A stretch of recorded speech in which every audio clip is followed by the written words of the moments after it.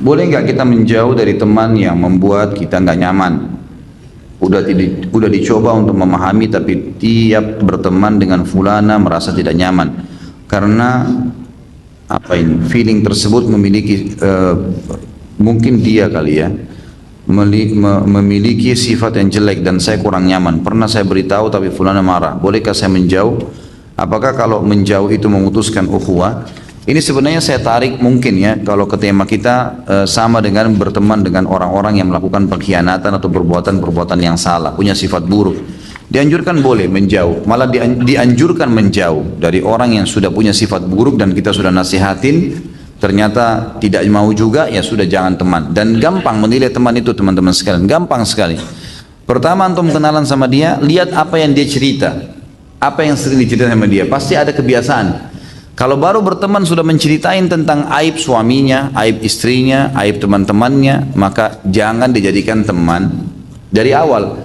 Karena dia baru kenalan saya sama kita, pembukaannya itu, gitu kan? Berarti satu waktu dia akan menggibah kita juga, kan gitu. Begitu berteman, ngomongannya masalah diskotik, masalah zina, masalah minuman keras, masalah ini. Nah ini berarti sudah tahu dari awal, jangan jadikan teman. Boleh dijauhi, malah dianjurkan jauhi, gitu kan?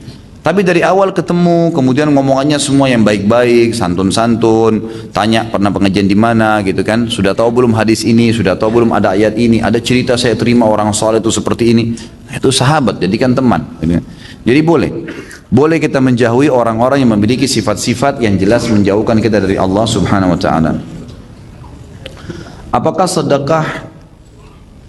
Saya dan teman-teman mendirikan yayasan yang bergerak di bidang sosial. Pertanyaan, apakah sedekah yang terkumpul boleh digunakan untuk dana operasional yayasan? Kalau sedekah umum boleh. Kegiatannya pun sosial, boleh. Nggak ada masalah. Termasuk transportasi, termasuk biaya-biaya apa saja yang berhubungan dengan kegiatan-kegiatannya nggak ada masalah. Kalau sedekah secara umum ya. Kalau zakat nggak boleh ya, karena zakat itu memang harus kepada hak-haknya, pemilik haknya gitu. Apabila ketika penggalangan dana untuk program A mendapatkan hasil yang lebih dari target, apakah boleh digunakan untuk program B? Kalau penyumbang tahunya untuk program A, tidak boleh. Misal memang antum iklanin penggalangan dana untuk pembangunan masjid, kan gitu. Terkumpullah dana, masjid membutuhkan dana 200 juta, terkumpul dana 210 juta, lebih 10 juta nih. Lalu antum masukkanlah 200 juta lebih 10 juta. Bolehkah 10 juta digunakan untuk selain masjid? Jawabannya nggak boleh. Sampai antum mengiklankan di mana tempat antum kumpulin atau antum melalui media sosial antum iklanin. Ini loh, dana untuk masjid yang kemarin masjid A 200 juta terkumpul 210 lebih 10 juta. Mau dialokasikan ke program ini. Apakah setuju? Gitu. Harus begitu. Namanya kegiatan sosial, nggak bisa enggak. Gitu. Harusnya begitu. Jadi memang harus diiklankan sehingga jelas program B ini tanda tanya gitu. Lain kalau sedekah secara umum ya, karena di sini kan ditulis program A, bolehkah program B? Tapi kalau sedekah secara umum kita buka kesempatan, siapa yang mau bersedekah silahkan. Saya kadang-kadang kalau ada yang menyerahkan ke saya uang, ini Ustaz, untuk apa ini? Saya tanya, kegiatan apa? Masjid, motor, pembagian buku, doa kah, Al-Quran kah, apa saja, pakaian muslim, ada sesuatu? Oh enggak, untuk umum Ustaz, apa saja di yayasan. Oke, baik. Nanti saya lihat masalahnya di yayasan. Oh ternyata ada motor yang untuk dai kurang 5 juta, masukin deh ke situ. Oh ada sumur masih kurang 500 ribu, masukin ke situ. Jadi dipecah-pecah, dipretelin gitu kan. Karena dia kasih umum, kita bisa leluasa membaginya. Masuk dalamnya teman-teman yayasan butuh transportasi, ya dikasih transportasi. Jadi, itu tidak ada masalah.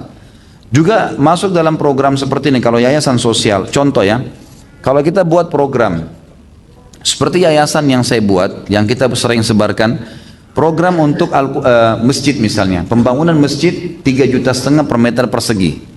Sudah ditentukan oleh yayasan dengan tim-tim saya, ini akan seperti ini, 3,5 juta. 3,5 juta per meter persegi ini memang sudah dimasukkan include pengawasan teman-teman yayasan di lapangan, makanannya, minumnya, transportasinya, bahan-bahannya, semua sudah masuk, gitu kan. Mungkin pengeluaran untuk makanan mereka, minuman tidak banyak. Mayoritasnya dipakai untuk masjid, tapi itu masuk dalam pengawasannya. Kalau di luar Jakarta mereka harus berangkat naik pesawat, transportasinya dibiayai, maka semua itu masuk dalam include dalam biaya itu. Nah ini kalau masuk dalam seperti ini program yang jelas, Untuk program A, dananya semua dikumpulkan untuk itu, maka boleh digunakan untuk semua yang berhubungan dengan kegiatan itu. Kan gitu. Tapi tidak boleh dialihkan ke program lain sebelum program ini selesai. Dan kalau ada lebih harus disampaikan kembali, baru boleh dialihkan ke yang lainnya. Salah satu penggalangan dana yang dilakukan adalah dengan mengumpulkan baju bekas, kemudian dijual. Apakah baju yang dijual hanya boleh yang menutup aurat saja? Bolehkah kita mengambil sebagian dari hasil penjualan untuk memberikan kepada orang di luar yayasan yang membantu dalam penjualan? Alangkah baiknya setiap ada program seperti ini diberitahukan. Misal, Bapak Ibu sekalian, saya punya program mengumpulin baju bekas. Siapa yang mau nyumbang silakan. Saya akan tunggu di pengajian akan datang misalnya, silakan bawa, gitu kan?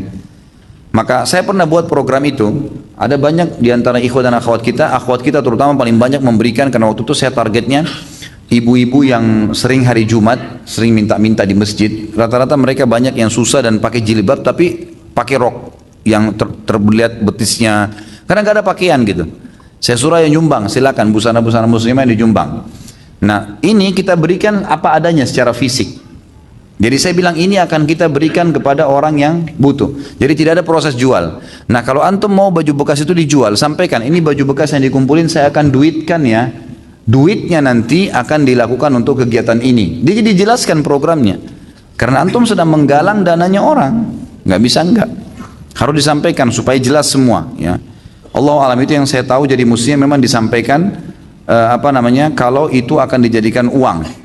Pertanyaan selanjutnya, apakah harus dijual, apakah pada saat jual baju bekas tadi, kalaupun sudah diiklankan kepada pemilik dan mereka setuju, apakah baju yang dijual harus yang menutup aurat? Jawabannya tidak, tidak harus. Menjual baju yang terbuka aurat sama dengan menjual TV, sama dengan menjual TV, sama dengan menjual mobil, karena dua-duanya semuanya bisa dipakai dalam hal yang baik dan yang buruk ya. Sekarang ada baju, celana, sama baju kaos. Kita mau berikan kepada seorang wanita. Kalau kita tahu dia seorang muslimah, dia tutup aurat, tapi dia orang susah, kita berikan pakaian dan titip pesan. Bu, ini saya kasih, tapi ini kan untuk pakaian rumah, bukan untuk dipakai keluar. Jangan dipakai keluar ya. Dia, jelas kita tahu dia pakai jilbab ya, dikasih ini loh. Kita sudah tahu, insya Allah dia tidak pakai. Tapi jangan dikasih ke perempuan yang dasarnya datang walaupun susah gitu kan. Kemudian kita kasih dia, jelas dia pakaiannya begitu, dia akan keluar juga dengan model itu, maka jangan dikasih. Nah, lebih aman lagi teman-teman sekalian kumpulin baju busana muslim, itu lebih aman. Yang saya lakukan di yayasan, tolong Bapak Ibu sekalian yang punya baju bekas tapi busana muslim, kasih ke saya, kita akan alokasikan, gitu kan. Nah itu lebih aman, sehingga kita tidak perlu lagi proses jual menjual tadi. Allahu a'lam. Apakah boleh kita bersedekah infak dengan menggunakan uang pinjaman atau utang? Boleh saja. Ulama membolehkan masalah itu. Yang penting seseorang pada saat membuka pintu utang ada dua syarat mutlak. Yang pertama dia tahu dia akan bisa bayar. Dia tahu ada sumbernya. Misal gini, antum punya gaji, punya pendapatan akhir bulan gitu kan.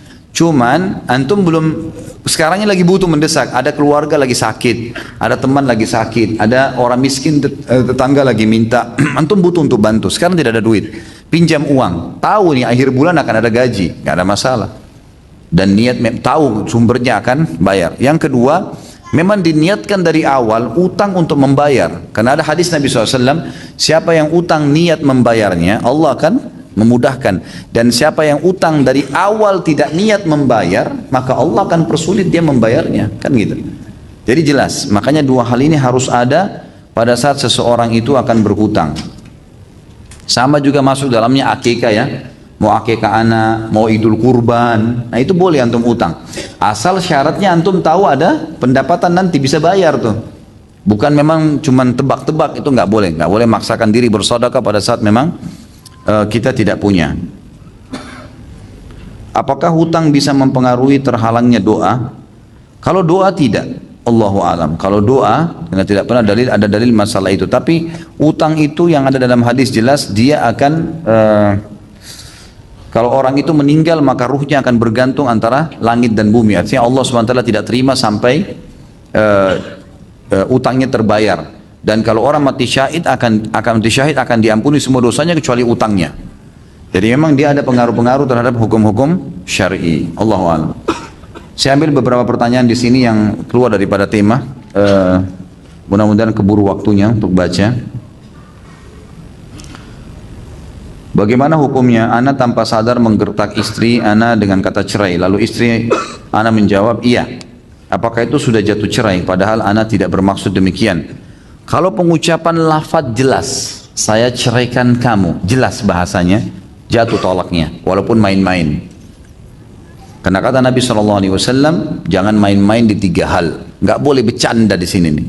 Ini masalah halal tidak halalnya kemaluan pasangan istri antum. Nggak boleh main-main. Laki-laki, kalimat talak. Nggak boleh main-main di nikah, nggak boleh main-main di cerai, nggak boleh main-main di rujuk. 3 hal. Dalam yang makna hadis yang lain, nggak boleh main-main di pembebasan budak, gitu kan? Jadi nggak boleh orang bilang, saya bilang sama teman saya, ayo. Anak saya laki-laki, anak dia perempuan, ayo kita nikahkan anak kita yuk nanti kalau mereka dewasa. Lalu dia bilang iya. Begitu dia bilang iya, itu harus disampaikan kepada anak-anak nanti kalau dewasa. Ini pernah ayah jodohin yo kamu. Kalau dia bilang saya nggak mau, nah batal lah. Kalau enggak maka nggak bisa. Atau kita dari awal batalin, maaf ya tadi saya ucapin itu salah tuh, kita batalin, tidak jadi. Nah itu baru batal, nggak bisa. Karena kalau enggak nggak boleh nih, harus diizinkan. Kemudian harus dilakukan. Kemudian yang kedua minta izinkan kepada anak-anak nanti yang kalau mereka dewasa. Yang kedua masalah cerai. Nggak boleh orang bilang saya ceraikan kamu, kalau kau keluar saya ceraikan, kalau kau naik saya ceraikan, kalau kau ke rumah ibu kau saya ceraikan. Ini main-main, ini bahaya. Ini masalah halal atau tidak halal kemaluan istri antum nih. Nggak boleh main-main dengan masalah ini.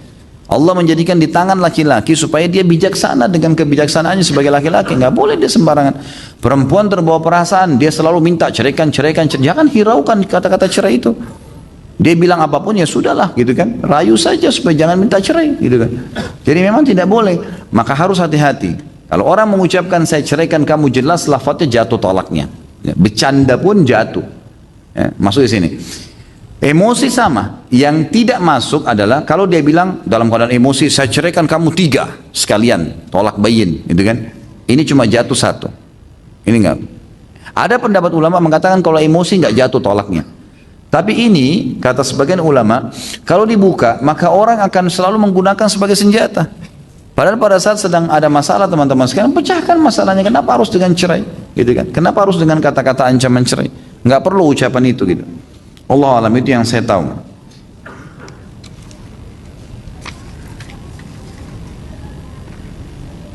Masalah kasus istri antum mengatakan iya, itu nggak ada urusannya. Dia mengiyakan atau tidak itu nggak ada hubungannya. Karena kalimat cerai mutlak di tangan laki-laki. Bagaimana hukumnya apabila sebelum berhubungan suami istri kita nonton film Blue dulu?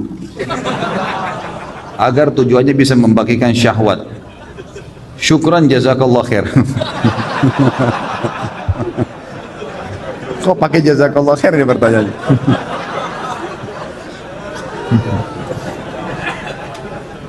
Ada saja yang hilangin ngantuk ya. Tidak boleh akhi. Nggak boleh nonton begitu, gitu kan? Nonton itu pertama antum dukung zina. Yang kedua antum lihat auratnya orang. Yang ketiga akan terusak normalnya seksual antum gitu. Hanya antum membayangkan orang lain, pasangan kita setengah mati rangsang, kita membayangkan orang lain. Nggak boleh teman-teman sekalian. Jangan, gitu kan? Nggak boleh. Jadi harus dijauhi, nggak boleh. Jadi nanti akhirnya jadi penyakit. Antum tidak akan bisa menggauli pasangan kecuali dengan nonton. Bagaimana seorang laki-laki bisa tenang melihat istrinya lihat aurat laki-laki lain? Bagaimana istri bisa tenang membiarkan suaminya lihat aurat perempuan lain? Ini nggak bisa kan gitu. Berbahaya sekali. Jadi jangan, ya jangan.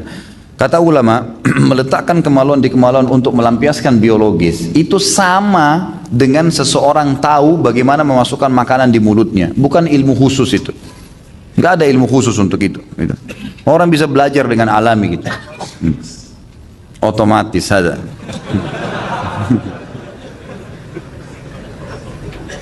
Bagaimana kiat-kiat agar bisa sholat tahajud dan ibadah-ibadah malam lainnya?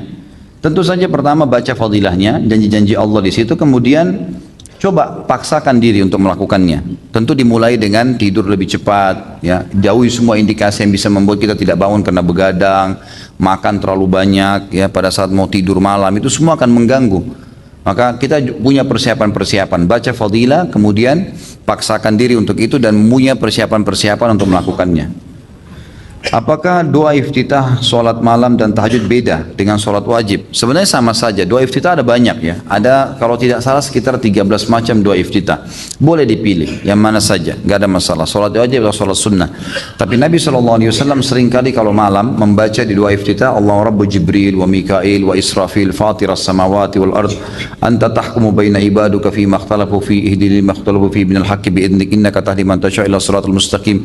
Itu yang sering beliau baca. Jadi kan yang saya tahu dalam lafaz sholat malamnya dalam iftitah, tapi seringkali beliau juga meragamkan dengan dua-dua iftitah yang lain. Jadi teman-teman saya sarankan untuk tidak satu doa tapi hafal beberapa doa, karena menghafal beberapa jenis doa itu akan membuat kita tidak jenuh ya, bisa variasikan macam-macam doa-doa. Makanya semua doa sholat itu pasti banyak, iftitah ada banyak, doa ruku ada banyak ya. Iftitah ada sekitar 13-an kalau nggak salah, kemudian doa ruku ada sekitar 6 atau 7 macam, doa i'tidal itu ada 4 atau 5 macam, doa sujud juga begitu ada 7, di antara doa sujud ada 4 atau 5 macam, doa sebelum salam ada 23 macam doa, banyak. Dan itu semestinya kita harus ragamkan gitu. Ana mempunyai seorang bibi, kakak kandung dari ibu ana. Bibi ana ini ayahnya dan pamannya sudah meninggal, dan bibi ana belum menikah sehingga tidak punya suami dan anak laki-laki. Beliau juga tidak punya saudara laki-laki. Secara syariat, kepada siapakah kewajiban menafkahi bibi ana ini dibebankan? Apakah kepada seluruh keponakan laki-laki termasuk ana, atau jika salah satu keponakan laki-laki sudah menafkahi sudah cukup?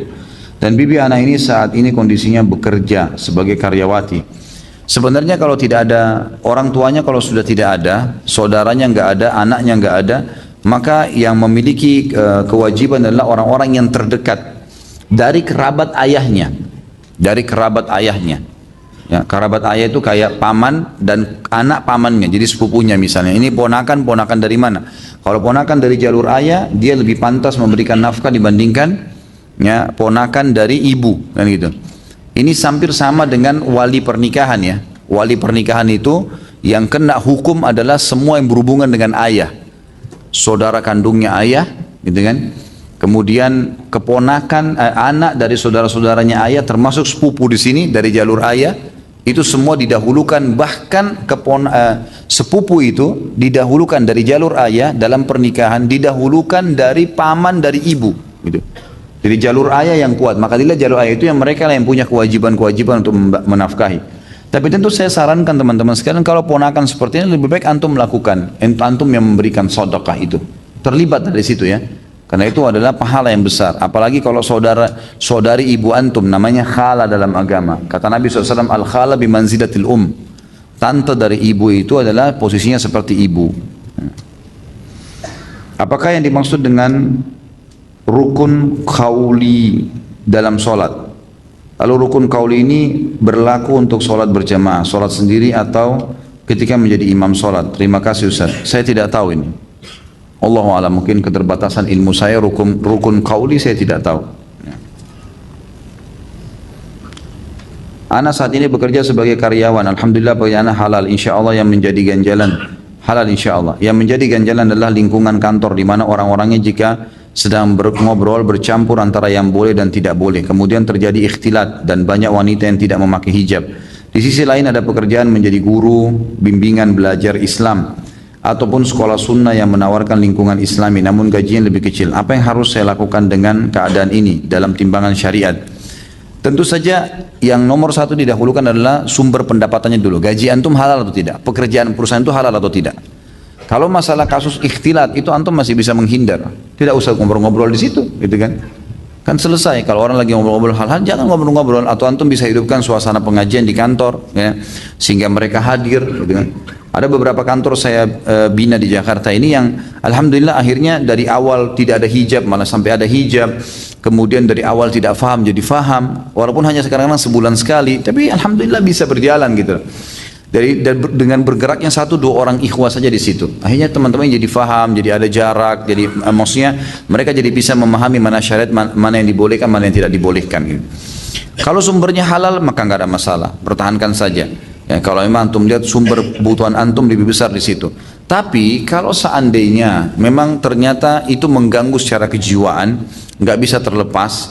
Seperti misalnya ada banyak wanita di situ yang fasikah, yang tidak paham agama, datang main teplok saja, main ngobrol, main duduk, main ini, main sekarang, malah kita sering diolok-olok gitu kan, sering sengaja digangguin supaya terjadi pelanggaran-pelanggaran agama, maka antum pindah, jangan. Ya. Kalau terjadi fitnah, jangan di situ, gitu kan. Tapi yang paling pertama lihat sumbernya dulu, lihat sumbernya. Kalau sumbernya haram mutlak, antum harus pindah.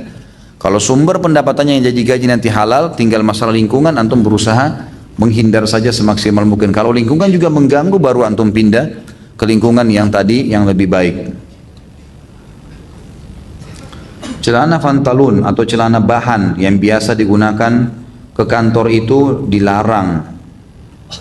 Apakah itu dilarang walaupun sudah dipotong di atas mata kaki? Karena Anda pernah membaca artikel yang mengatakan celana jenis bahan tersebut mengikuti tradisi orang kafir.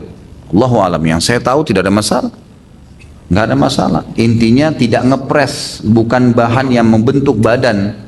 Kalau kain itu tidak ada masalah sama sekali. Masyayikh, banyak ulama-ulama kita kalau berangkat keluar dari Saudi, mereka menggunakan celana gitu kan. Dan itu tidak ada masalah, karena yang dimaksud dengan libasut taqwa dalam ayat, pakaian bertakwa adalah pakaian yang tidak membentuk aurat gitu kan. Jadi tidak ada masalah, setahu saya tidak ada masalah. Kalau bukan bahan kain begitu, lalu antum mau pakai apa? Bahan jeans juga nanti dipermasalahkan gitu kan. Maka secara otomatis Allah alam, yang saya tahu tidak ada masalah. Belum pernah saya temukan pendapat ulama yang melarang kain seperti itu, jenis kain itu, kecuali sutra yang dilarang. Saya pernah mendengar ceramah Ustaz tentang mendapat keturunan, salah satunya dengan terapi ruqyah secara syar'i. Apakah terapi ruqyah secara syar'i tersebut dengan orang yang ahli bisa menghilangkan lalu bagaimana dengan keutamaan masuk surga tanpa hisab? Tentu saja ya, ruqyah itu belajar dari ahlinya, dari orang-orang yang tahu, yang faham agama, yang tahu bagaimana Nabi SAW mengajarkannya, maka dipelajari. Dan itu banyak sekali memang kasus. Kalau antum sudah berobat secara medis tidak jelas, maka ruqyah. Jelas banyak orang hamil alhamdulillah setelah itu punya anak gara-gara ruqyah. Kalau masalah hadis yang masuk surga tanpa hisab sudah sering saya jelaskan ini. Ini tentu ada ulama yang saya Allah alam pribadi cenderung dengan pendapat itu, yang mengatakan yang dimaksud, yang difahami hadis ini 70.000 orang yang masuk surga tanpa hisab dari umatku adalah orang yang tidak bertato, tidak bertatayur. Tatayur itu menggantungkan nasib pada benda. Kayak pernah saya jelaskan, tangan kanan gatal mau dapat duit, tangan kiri mau keluar duit atau apalah. Ya. Itu semua tatayur, nggak boleh. Kemudian setelah itu dikatakan dan mereka yang tidak minta ruqyah dan mereka yang bertawakal kepada Tuhan mereka. Di sini ada ulama hadis yang memberikan gambaran dari pendapat yang saya pegang ini. Mereka mengatakan, coba direnungi baik-baik. Setelah Nabi SAW sebutkan pelanggaran ya, bertato pelanggaran, tatayur pelanggaran, kemudian masuk dan tidak minta ruqyah. Ruqyah ini seperti sebuah pelanggaran di sini. Maka ulama yang berpegang pada pendapat ini mengatakan, ruqyah yang di sini dimaksud adalah makna secara etimologi, bahasa. Ruqyah itu adalah semua bacaan yang ditiupkan.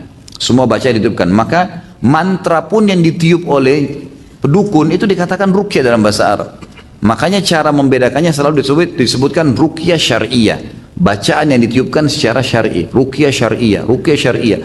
Kalau ruqyah saja maka masuk seperti juga makna hadis yang lain, ar-ruqa wat tamaima wat tiwala syirkun. Hadis yang lain. Ar-ruqa jamak daripada ruqyah. Ruqyah, kemudian kalung yang digantungkan dan benda-benda jimat yang dipasang di tubuh, gitu kan? Itu adalah perbuatan syirik. Bagaimana kita memahami sini ruqyah ada perbuatan syirik? Ternyata ruqyah secara etimologi, bahasa. Ditemukan juga dengan hadis-hadis yang sahih tentang masalah doa-doa yang Nabi SAW ajarkan masalah ruqyah. Bagaimana Nabi ajarkan doanya lalu dilarang ruqyah? Kan itu nggak mungkin. Ya. Makanya di sini secara etimologi teman-teman sekalian. Jadi tidak ada hubungannya. Antum kalau sakit minta ruqyah, gimana? Mau berobat gitu kan? Itu jadi tidak ada masalah. Allahu a'lam. Itu yang saya tahu. Bila anak sedang sakit, selalu rewel dan ingin selalu nempel pada ibunya, tidak mau dilepas, sholatnya bagaimana? Sedangkan dia selalu menangis bila dititipkan ke suami atau orang tua. Bisa sholat sambil digendong. Sebagaimana hadis Bukhari menjelaskan masalah itu. Kalau Nabi SAW pernah menggendong cucunya Umamah, ya, perempuan anaknya Zainab radhiyallahu anha, lalu kemudian Nabi SAW menggendongnya sambil sholat. Pada saat Nabi mau ruku diletakkan di depan sejadah, gitu kan? Lalu kemudian beliau sholat seperti biasa, berdiri rakaat kedua digendong lagi, sampai Imam Bukhari menulis bab khusus tentang hukum menggendong bayi atau anak sementara sholat. Jadi nggak ada masalah. Dan juga boleh mempercepat sholat. Dalam arti kata di sini memilih surah-surah yang pendek. Kalau orang Indonesia nggak usah diajarin. Nah, ini. Sudah ahlinya, gitu kan? Inna atayna wal asri, inna atayna wal asri. Baiklah, jadi baca surah-surah pendek, gitu kan? Karena Nabi SAW pernah jadi imam, gitu kan? Kemudian beliau mempercepat sholatnya. Biasanya beliau baca surah-surah panjang, ini jadi surah pendek. Selesai salam, kata para sahabat, ya Rasulullah, tidak seperti biasanya. Kok sholat anda sekarang lebih pendek? Kata Nabi SAW, tadi saya dengar tangisan bayi di saf perempuan. Maka saya mempercepat sholat saya, khawatir ibunya terganggu gara-gara itu. Itu adabnya memang. Dan itu. Jadi ini bisa dilakukan, Allah alam. Saat ini saya tinggal di rumah mertua, ada keinginan saya dan istri untuk mengontrak rumah. Tetapi mertua keberatan, dikatakan bahwa saya sekeluarga tidak boleh mengontrak dengan alasan masih ada rumah mertua. Kenapa harus mengontrak? Mereka mengizinkan keluar dari rumah kalau sudah punya rumah sendiri. Mertua lebih mengutamakan KPR atau kredit. Sayang, katanya kalau uangnya itu harus mengontrak. Saya takut bila KPR dikarenakan riba. Pendapat Pak Ustadz seperti apa? Yang paling pertama sudah sering saya ucapkan, mertua dan orang tua setelah anaknya menikah jangan campur rumah tangganya anak. Gak usah campurin, biarin hidup dengan suka dukanya. Kalau mereka datang minta pendapat, baru kita kasih saran. Kita berkunjung pun ke rumah anak yang sudah menikah, jangan tanggapi apapun.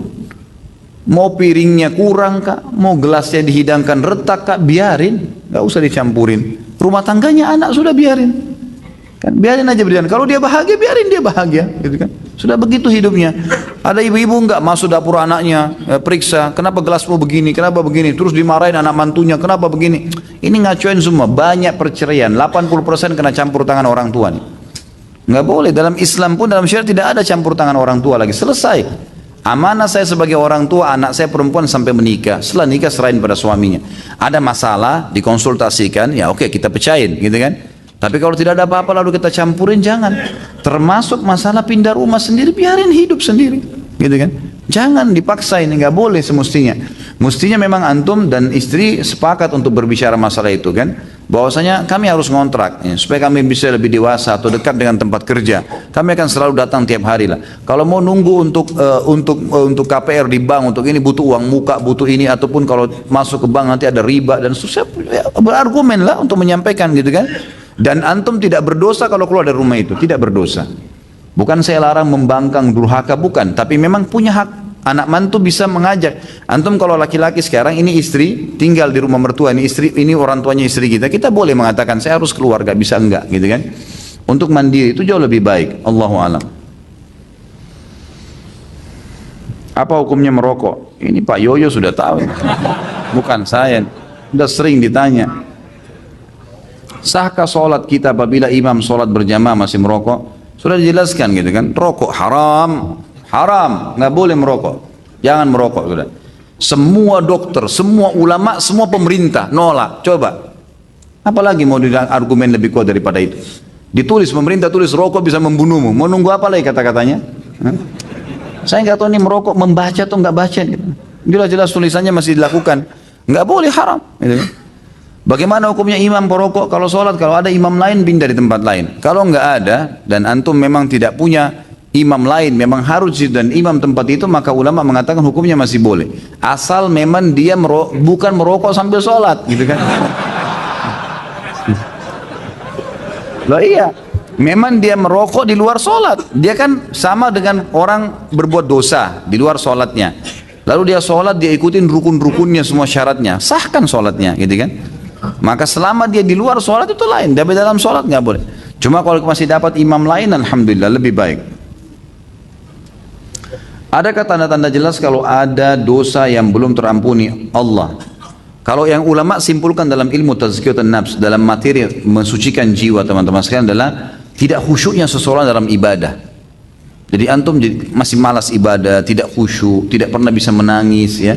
Itu semua adalah hal-hal yang masih berarti menandakan masih ada dosa yang mengganjal. Antum perbanyak istighfar, ya. Itu Allahu alam yang hampir disepakati ulama. Kalau tanda-tanda lain saya tidak tahu. Ini sudah sering ditanya, apakah kedua orang tua meninggal, Rasulullah SAW meninggal dalam keadaan kafir? Kan sudah kita jelaskan, hadis riwayat Imam Muslim, hadis sahih. Ini bukan perkataan saya. Nabi SAW pernah datang ke sebuah wilayah namanya Rabwah di sekitar dekat Mekah, 80 kilo kurang lebih dari Mekah. Lalu Nabi SAW terisak-isak menangis seperti orang yang sedih sekali. Lalu Umar mengatakan, ya Rasulullah, saya tidak pernah melihat anda menangis seperti ini sebelumnya, gitu kan? Kuburan siapa ini? Kata Nabi SAW, ini kuburan ibuku ya hai Umar. Aku memohon kepada Allah agar menziarahi ibuku, aku diizinkan, dan aku memohon kepada Allah untuk beristighfar, untuknya aku tidak diizinkan. Tidak boleh beristighfar untuk orang yang kafir, gitu kan? Berarti menandakan ibu Nabi SAW yang meninggal seperti itu. Kemudian ayahnya, riwayat Imam Muslim juga, ada seorang sahabat pernah bertanya, ayahnya meninggal dalam keadaan musyrik di Mekah. Ya Rasulullah, di mana ayah saya? Surga atau neraka? Kata Nabi SAW, di neraka. Hukum Allah jelas gitu. Lalu dia marah, dia keluar. Nabi SAW suruh panggil, ditepuk dadanya sambil Nabi mengatakan, ayahku dan ayahmu di neraka. Dua-duanya.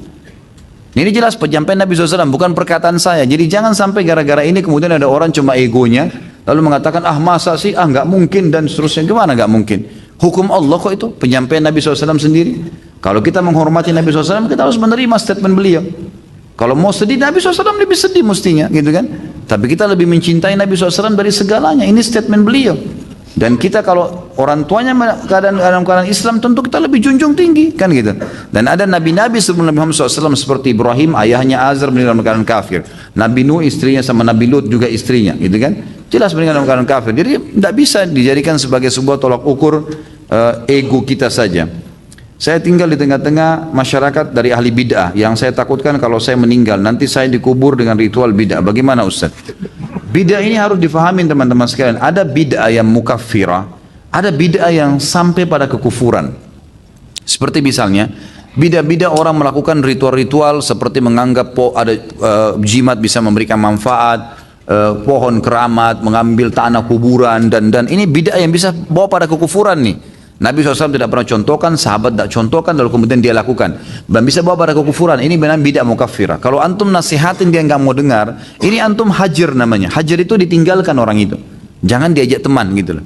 Karena berbahaya. Kalau bid'ah yang bukan mukaffirah, bid'ah yang dikeluarkan oleh sebagian ulama statement bid'ah, tapi masih ada dalil di situ. Kunut atau enggak kunut, kerasin basmalah atau enggak, gitu kan? Masih ada khilaf di situ. Masalah itu gitu ya. Maka masalah ini teman-teman sekarang tidak bisa divonis langsung bid'ah secara spontan. Ya, menggerakkan jari di tasyahud. Syekh Albani mengatakan hadisnya lemah. Imam Syekh bin Baz mengatakan hadisnya benar. Hasan bisa dipakai.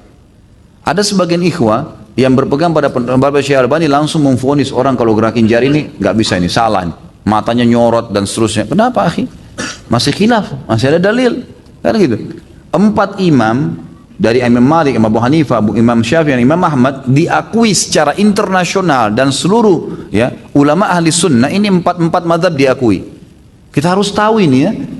Karena banyak sekarang penuntut ilmu dia berpegang pada satu mazhab, kemudian dia menolak semua mazhab yang lain. Kalau antum berpegang silahkan, antum jalani satu mazhab, misalnya Syafi'iyah, Hanabilah, atau Malikiyah, atau Hanafiyah, silahkan. Tapi teman-teman sekalian jangan salahin mazhab lain, karena 4 ini diakuin, gitu kan? Kalau antum pergi ke negara-negara seperti Turki, mereka satu negeri itu semuanya Hanafiyah, semuanya. Antum akan heran kalau sholat Jumat dengan mereka. Kalau nggak salah dimulai 8 rakaat sholat sunnah sebelumnya. Khutbahnya itu ada khutbah dulu, kemudian azan, kemudian khutbah lagi. Tapi mazhab Hanafiyah, ada dalil mereka, gitu kan? Mungkin kalau dalil antum lebih kuat, ya alhamdulillah. Tapi jangan vonis itu salah, karena ada dalil. Dan 4 ini diakuin teman-teman sekalian. Ini penting ini. Sama di Indonesia, mazhab Syafi'iyah kita dominan. Baik, kita lihat nih, mana apakah bid'ah dilakukan bid'ah mukaffirah, yang jelas-jelas ulama di dalam mazhab Syafi'iyah pun mengatakan itu bid'ah tidak boleh, atau bid'ah yang masih diperselisihkan, gitu kan? Ini kalau diperselisihkan, jangan antum vonis orang, nggak boleh nih. Gitu. Iya kan? Sampai Imam Ahmad yang mendhaifkan hadis tentang masalah kunut subuh, gitu kan? Itu waktu Imam Syafi'i masih hidup, gurunya masih hidup, tapi beda lokasi. Imam Ahmad di Irak, Imam Syafi'i di Mesir, kan gitu. Maka waktu ditanya oleh murid-muridnya, Imam Ahmad ditanya oleh murid-muridnya, hai Imam, kami kalau sholat di belakang mazhab Syafi'iyah yang di Mesir, guru anda itu, kami kunut atau tidak? Kata Imam Ahmad, kalau kau tidak mau kunut, jangan ikut sholat subuh. Artinya nggak usah sholat subuh, artinya harus kunut gitu, ikut sama orang. Karena masih berselisih di situ, gitu kan? Masih berselisih dalam mazhab ini. Jadi tidak boleh, harus hati-hati teman-teman. Karena banyak orang yang terkurung di sini nih, ya. Tidak bisa membedain mana bid'ah yang memang bid'ah sebenarnya, Mana bid'ah yang cuma dibid'ahkan karena hadisnya lemah, masih ada dalil. Ini harus hati-hati. Gitu. Jangan sampai kita sembarangan menyalahkan orang. Allahu a'lam. Apakah kita mengangkat tangan untuk mengaminkan orang ketika berdoa bersama-sama? Apakah boleh angkat tangan kali ya maksudnya? Allahu a'lam. Kalau bersama-sama saya tidak tahu. Karena saya tidak pernah temukan dalil adanya bersama-sama lalu mengangkat tangan. Tetapi mengaminkan itu sudah umum. Sudah umum, gitu kan? Atau seseorang berdoa mengatakan, ya Allah semoga engkau rahmati kami semua. Lalu kemudian yang lainnya mengatakan amin tanpa angkat tangan. Itu sudah umum di kalangan para sahabat. Tapi kalau Nabi SAW angkat tangan, semuanya angkat tangan mengaminkan, ini belum pernah saya pribadi temukan dalilnya. Gitu kan? Tapi kita tidak menyalahkan ya. Tapi saya pribadi belum pernah menemukan dalil masalah itu. Dalam bank syariah bagaimana bank tersebut mengambil untung dan menggaji karyawannya? Allahu a'lam. Saya tidak tahu. Saya tidak pernah terlibat dengan bank syariah ini. Dalam sistem pemerintahan Islam, bagaimana dan dari mana dana untuk menjalankan roda pemerintahan? Tentu saja dari penghasilan negara. Gitu. Kayak Indonesia, saya kan pernah bilang ya, beberapa negara teman-teman sekalian di Eropa, saya tahu ada di antara sumber pendapatan negara mereka itu sayur-sayuran. Ada dari peternakan, ya. Seperti kita tahu Australia terkenal dengan peternakannya sapinya, kambingnya, itu menjadi sumber pendapatan negara kan gitu. Susu, New Zealand, jauh tuh, kecil negaranya, kecil sekali. Jauh dari sini, mungkin dari sini ke Sydney sekitar 7 jam, Sydney ke sana lagi berapa jam tuh, mungkin 2-3 jam. Jauh, bisa masuk ke kita susunya, gitu kan. Susu sapi biasa. Ada yang mengekspor susu, ada yang mengekspor ini, itu dari peternakan, dari pertanian, dari perikanan, dari pertambangan, banyak. Dan Indonesia ini punya semua, apa yang tidak ada? Semua bisa. Saya sangat yakin tanpa dipungut pajak pun kita bisa hidup sebenarnya. Asal dikelola dengan benar dan amanah insya Allah. Ya. Ini terakhir. Saya pernah membuka aib sendiri ke orang lain. Bagaimana saya bertobat Ustaz? Tentu saja antum telepon ke dia. Kalau masih ingat orangnya masih bisa dan mengatakan kepada dia, maaf saya pernah menceritakan sesuatu yang salah dari saya harap tolong ditutupin, gitu kan? Karena memang perintahnya untuk menutupin. Lalu antum bertobat kepada Allah SWT, bertobat janji tidak akan tinggalkan dosa itu, jangan ulangin lagi, menyesali dan juga berjanji sama Allah tidak akan mengulanginya. Kapan waktu yang afdal untuk sholat duha dan sholat tahajud? Sholat duha mulai terbit matahari, dalam hadis dikatakan sampai unta terasa teriknya panas. Gitu. Ya mungkin kalau kita sekarang bahasanya itu sudah terasa terik matahari. Ya. Kita nggak bisa tentuin jam, tergantung musim hujan mungkin sama musim kemarau beda, gitu kan? Jadi ini tidak bisa ditentuin tanggal. Pokoknya antum sudah merasa terik matahari, panas terasa, maka itu berarti sudah bisa sholat duha. Kalau sholat tahajud terbuka dari mulai habis isya sampai pagi, ya gitu. Sampai menjelang subuh. Tapi lebih afdal kalau dikerjakan di sepertiga malam. Jadi antum bagi aja dari maghrib sampai subuh itu berapa jam? Misal 12 jam, ya itu. Dari maghrib sekitar jam 6 sampai jam 6 pagi lagi, kan gitu. Sampai azan subuh misalnya. Maka dibagi 3. Kurang lebih 4, kalau 12 bagi 3 4 jam. Berarti 4 jam sebelum subuh itu sepertiga malam itu paling afdal mengerjakan sholat tahajud. Allahu a'lam.